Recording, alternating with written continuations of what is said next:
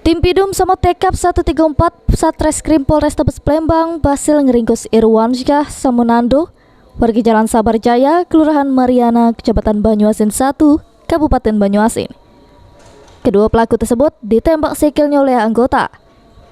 Terkait hal tersebut, Kasat Reskrim Polrestabes Palembang Kompol Triwahyudi mengungkapkan modus yang dilakukan kedua pelaku ini dengan cara sikok pelaku cecak minta antar korban ke daerah di kawasan Pelaju.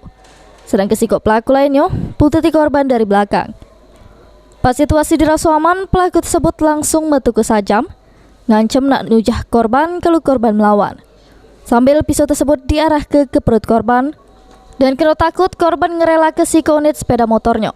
Dari tangan tersangka berhasil diamankan siko unit sepeda motor pelaku, sedangkan motor korban masih jero pencarian oleh anggotanya.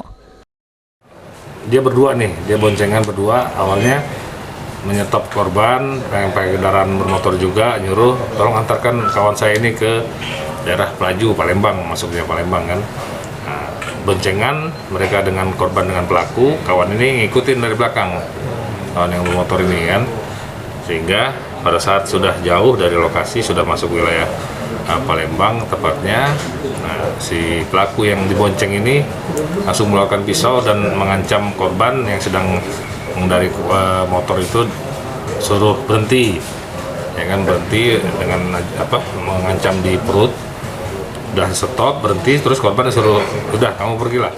Untuk menanggung jawab ke perbuatannya, kedua pelaku dijeblos ke sel tahanan Polrestabes Palembang. Heru Wahyudi, PAL TV.